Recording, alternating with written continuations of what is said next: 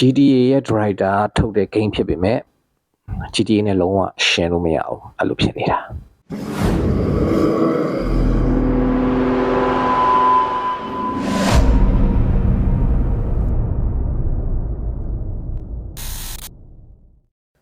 Mind's Eye ပေါ့နော် Mind's Eye ကမထွက်လာခင်တည်းကနည်းနည်းတော့စိတ်ဝင်စားတယ်ဆိုတာ GTA ရဲ့ driver ထုတ်ထားတယ်ဒါပေမဲ့ GTA လိုပုံစံမျိုးကိုမှသူကဒီတိတ်မဝေးတဲ့အနာဂတ်မှာတည်ထားတဲ့ပုံစံမျိုးဖြစ်လိမ့်မယ် Sci-Fi Action Shooting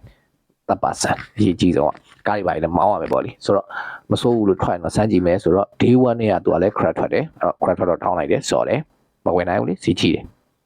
ဒီ game မှာမကြိုက်ဆုံးအချက်ကိုအရင်ပြောရရင်တော့ optimization ကိုသူတို့လုံးဝတေချာလုပ်မထားဘူး optimization ကိုလုံးဝတေချာလုပ်မထားဘူးဒီ Nvidia နဲ့ AMD တို့ရဲ့ဒီ FSR DLSS တွေကိုသူတို့အရင်အားကိုးထားတယ်အဲ့ဒါတွေမရှိရင် game ဆော့လို့မရဘူးအဲ့တော့ဆိုချင်တာက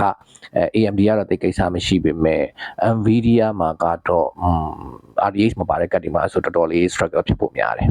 LSS တွေရော frame gen တွေရောအကုန်လုံးဖွင့်လိုက်ရင်တော့ performance ကတက်နိုင်တယ်ဆိုပေမဲ့ iCAD တွေကိုအခုချိန်မှာကနည်းနည်း mid range ကိုတော်တော်ကျော်တဲ့ set တွေမှာပဲမြင်နေရသေးရဆိုတော့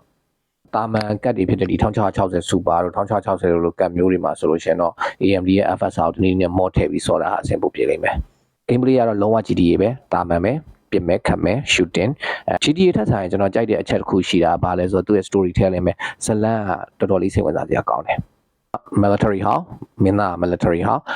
house မှာသူတို့ mission တစ်ခုမှာသူတို့မတော်တဆမှုတစ်ခုနဲ့ကြုံတယ်အဲ့ဒီ memory တွေကိုလည်းသူဘာမှမမှတ်မိဘူးသူ့မှာရှိတာဒီ level ဒီနားလေးမှာတက်ထားတယ်အဲ့လိုအပြားလေးတစ်ပြားပဲအဲ့ကောင်ကသူ့အုံနောက်ဒုက္ခပေးနေတယ်အဲ့တော့အဲ့ဒီဟာနောက်ကိုလိုက်တယ်အဲ့ကြားထဲမှာသူအလုပ်လုပ်နေတဲ့ကြားထဲကအဲ့လို mission တွေလည်းရှိတာပေါ့လေအဲ့လိုမျိုးအကြမ်းမြင်မှတ်လို့ရရဗျဆော့လို့တော့ file မှာလည်းမဆိုပါဘူးတိတ်တော့ကြီးမမားတွေကြပြပြနေအများကြီးပြောစရာမရှိဘူးဘာလို့လဲဆိုတော့ဒီ game ကတာမန် action shooting game ပဲ sci-fi setting တည်ထားတယ်တိတ်မဝေးတဲ့ near future မှာတည်ထားတာဖြစ်တဲ့တော်တော်နဲ့မြင်ကွင်းဆက်ဆက်လေးတွေ့ရမယ်ဒါပေမဲ့ NPC တွေကတိတ်မမိုက်ဘူး NPC တွေကအဲ့လိုတိတ်အတော့ဝင်မနေဘူးဗျအဲ့လို